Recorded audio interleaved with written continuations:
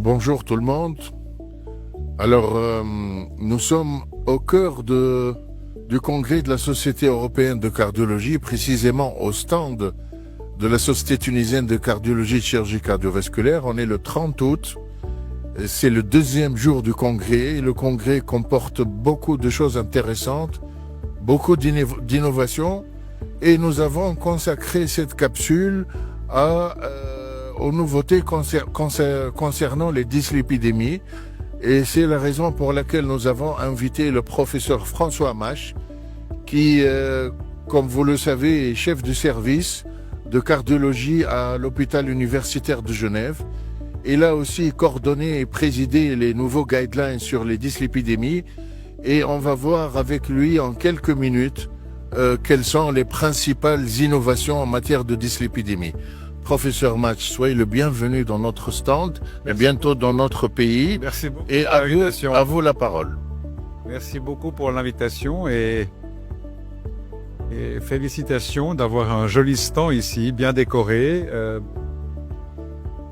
Donc les nouvelles recommandations de la Société européenne d'athérosclérose et la Société européenne de cardiologie ont été présentées hier concernant les lipides. Il y a plusieurs nouveautés. On peut discuter d'un nouvel algorithme qui a été adapté aux lipides, le fameux score 2, qui est tout à fait d'ailleurs adapté à la population vivant en Tunisie, en Europe, mais également en Tunisie. Et on recommande maintenant d'utiliser ce nouvel algorithme score 2, qui est bien validé et qui permet d'identifier mieux les patients à risque d'événements qu'on appelle, c'est pas très joli, mais fatal et non fatal, sur les 10 prochaines années, y compris des patients et patientes qui ont jusqu'à 90 ans. Ça, c'est nouveau.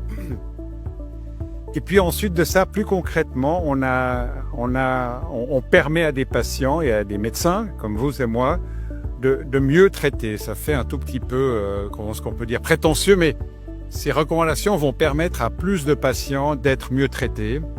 Il y a des nouveaux médicaments, on pourra en discuter. Il y a surtout des combinaisons. On aimerait maintenant vraiment que la plupart des patients, comme c'est le cas en diabétologie, en hypertension, en lipidologie, on a un peu copié. Mais au lieu de donner une statine à très haute dose, on donne statine plus ezetimibe, on donne statine plus acide bempédoïque, on donne statine plus... Il y a des anticorps qui sont malheureusement trop chers, mais qui sont extrêmement efficaces, mais qui sont, selon moi, trop chers, mais qui permettent... Donc ces combinaisons avec des nouveaux médicaments vont permettre à plus de monde d'être mieux soignés. Et puis on a des catégories de patients. Syndrome coronarien aigu, je ne sais pas, on pourra en discuter comment vous faites en Tunisie. Maintenant, nous, à Genève, en Suisse, on commence, et dès aujourd'hui, enfin dès hier, c'est recommandé. Chaque patient, un homme ou une femme qui fait un infarctus, le premier médicament qu'il doit recevoir pour baisser son cholestérol, ça doit être dans les 24 heures, et ça doit être une combinaison. Alors ce qui a été montré, c'est statine et ezetimibe. Et nous, on doit donner une combinaison de 10 mg d'ezetimibe, puis ensuite vous choisissez la statine que vous voulez. En gros, c'est atorva ou rosuvastatine pour le syndrome coronarien. Et puis c'est soit 10-10 parce que là où la patiente doit baisser un petit peu son cholestérol, mais c'est une combinaison. Soit si le cholestérol doit être baissé de façon assez importante, on parlait tout à l'heure de quelqu'un qui a 120, 130 mg de LDL, eh bien il faut arriver à 55, il faut 40-10 d'atorva ou 20-10 de rosuva. Et ça c'est un message important, c'est beaucoup de monde. Et les personnes qui arrivent avec un infarctus qui n'ont pas de médicaments de type statine ou anticholestérol, c'est une combinaison.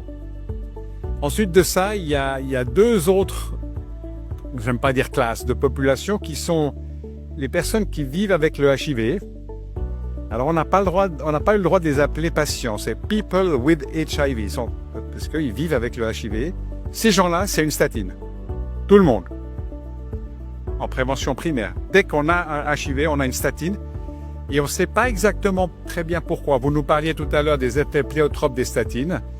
Ces statines, mais c'est pour améliorer la fonction cardiaque ou pour éviter qu'elle se détériore. Et puis le deuxième groupe de patients important, c'est hommes et femmes qui bénéficient d'une chimiothérapie, de certains types de chimiothérapie, anthracycline. Et anthracycline, c'est tous les lymphomes et c'est les cancers du sein.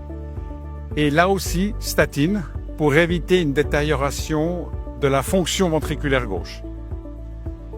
Et puis, le dernier point également important, qui fait débat, parce qu'on n'a pas de traitement, mais on demande maintenant de mesurer chez tout le monde la lipoprotéine petit a, LP petit a, qui est très clairement une molécule lipidique à très haut potentiel athérogène. C'est uniquement élevé en cas de mutation. Si vous prenez les 200 personnes qui viennent de Tunisie au congrès, eh bien, il y a peut-être 4-5%, ça veut dire 10 personnes, qui ont une élévation. Alors vous allez me dire, qu'est-ce que j'en fais si l'élévation est là et si je peux pas traiter? Pour l'instant, ce qu'on recommande, c'est de mesurer à tout le monde et d'adapter, parce que si votre LP petite, si ma LP petite a été élevée, je vais devoir mettre mes facteurs de risque tous aux valeurs cibles. Et probablement que le cholestérol, je sais le faire encore plus bas que plus bas, jusqu'au traitement qui arrive. D'ici 2 ans, on aura les traitements.